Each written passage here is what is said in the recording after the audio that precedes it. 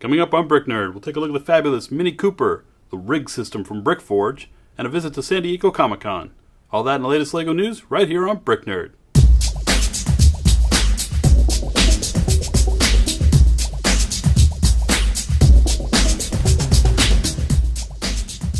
Welcome to BrickNerd, your source for LEGO news, reviews, and the LEGO fan community. If you're nerdy about the bricks, you come to the right place. First up, the news. Construction has officially begun on the LEGO house in Billund, Denmark. 3 generations of the Christensen family were on hand to lay 6 foundation stones representing the core values of the company. The LEGO house is expected to be open in 2016. LEGO Fusion sets are starting to appear on store shelves. Fusion allows for not only brick play, but virtual play on tablets. Users can build creations, scan them in with a tablet, and then play. There's 4 sets to choose from, and I hope to review them soon. Not so much news, but a shout out to all that attended my panel at San Diego Comic-Con. It was a full house and we had a great time. Plans are already underway for a panel next year. I won't say what it's about, but it's going to be awesome. Well, I am almost recovered from San Diego Comic-Con. It was a lot of fun. Pretty much the same thing as last year. It's really hot, really crowded. It smells bad in places. But fun. It's a lot of fun. It was good to see my friends and do the regular things there. LEGO had a huge presence there. They had a lot of exclusives too. They had 3 exclusive sets that you could purchase: the Batmobile, the Ghost, and Rocket's ship. I didn't get any of them, mainly because I wasn't willing to stand in line for literally hours and then trample off to the booth in hope that I got there in time. I also didn't get any of the exclusive minifigs that they were giving out because of the system that they had set up for that. You literally have to stand in a half-mile line. I wish I was exaggerating. I plotted this thing out on Google Earth. It is up to a half-mile long. Once you weave your way through that line, you have to get up to the front and you touch an iPad and go into one of 2 lines: the line of rejection or the line of pick your item up and go straight to eBay. Apparently, there were hundreds available on eBay the same day. I don't know what to do about that. Can't compete with the scalpers and the hoarders.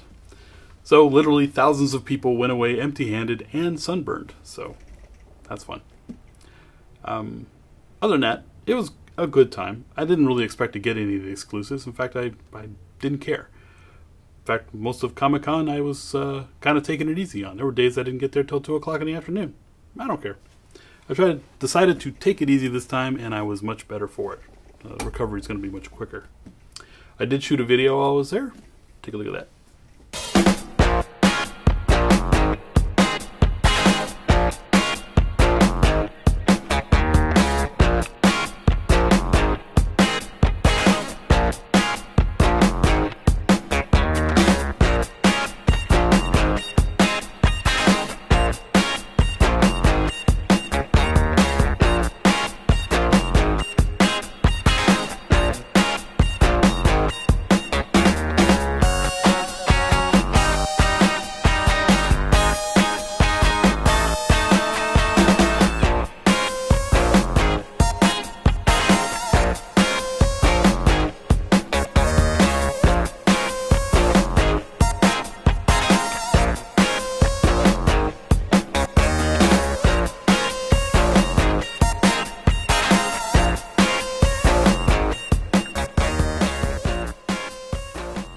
During the con, I proposed a new slogan: 4 days of sweaty disappointment.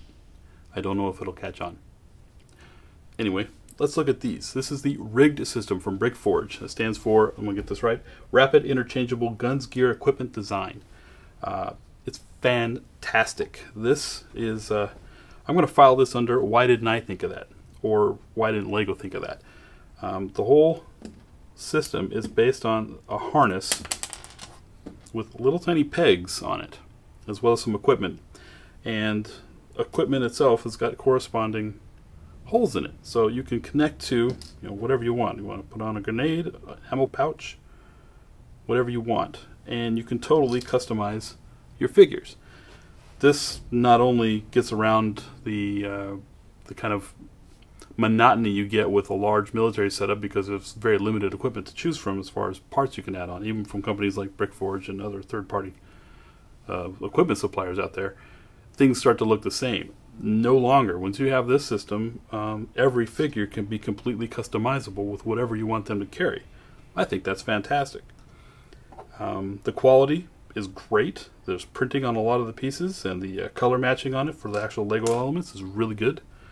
So overall, I think they've got a winner here. So head on over to BrickForge.com to pick up some for yourself. Highly recommend it. Now let's take a look at the MINI Cooper.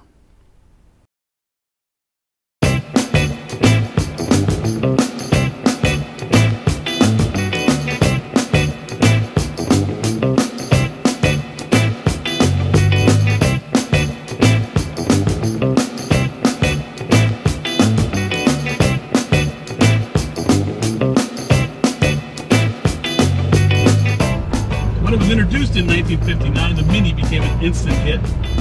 Quickly became one of the most popular cars of the 60s. This one was born in 1970. It belongs to a friend of mine, and it happens to be the exact same Mini that the Lego model is based on. It's really no surprise that Lego decided to make this model. It's so iconic. I guess the big question is, what took so long?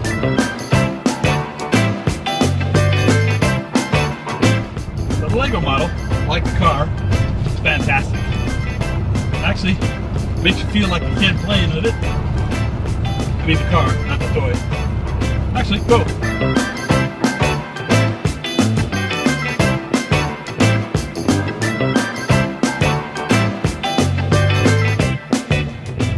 It's 1,077 pieces.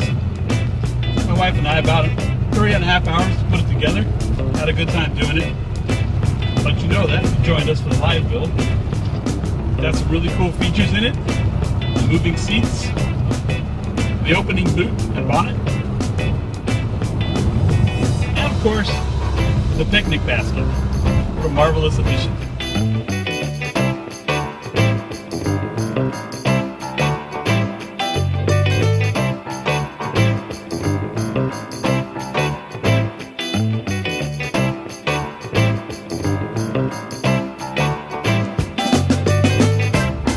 I have one complaint. It doesn't steer. I don't think it would have been very much trouble to incorporate a rack and pinion steering in there, a simple one.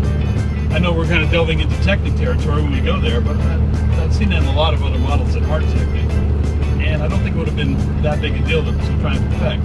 It might have had to sacrifice the engine, but I think that would have been okay, because being able to turn the wheels while it's on display, I think it would look a lot nicer.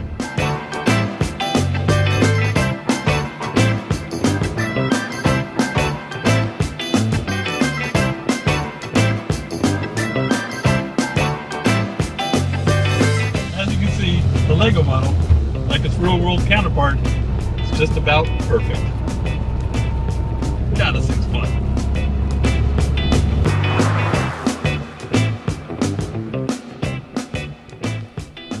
That video was just as much fun to produce as it looked like. Big thanks to my friend Jeff for loaning me his car. I love this thing. It's an amazing set. A couple other things I want to point out. The 1x4 bricks on the side, those curved bricks, the pinstriping is actually printed on there. It's not stickers. The logo at the back of the car is actually a sticker, but all the way down the side, printed bricks. Really nice. I can't imagine how much trouble that would have been to put stickers on to keep them straight. It would look kind of terrible. But this does not. It looks fantastic. Also, the fender here. We've actually seen this part before. It's the canopy. It's been on a number of sets. But now it's available in dark green, or British racing green as it were. I don't know if you would have been able to get the profile and the proportions of this car the same without that part. I think that's actually one of the secrets to making this thing look so good, is that part available in this new color. So hats off to Lego for pulling that off. Overall, I really love it. But this review would not be complete without taking it around our track, and for that we'll need our tamed race car driver. Some say he once punched a Creo brick just for existing, and that his glasses are useless because he has no eyes. All we know is he's called Nerdly.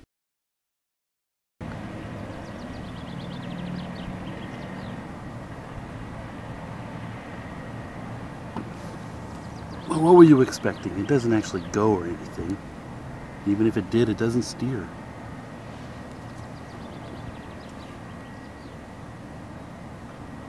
Now let's take a look at some recently featured MOCs.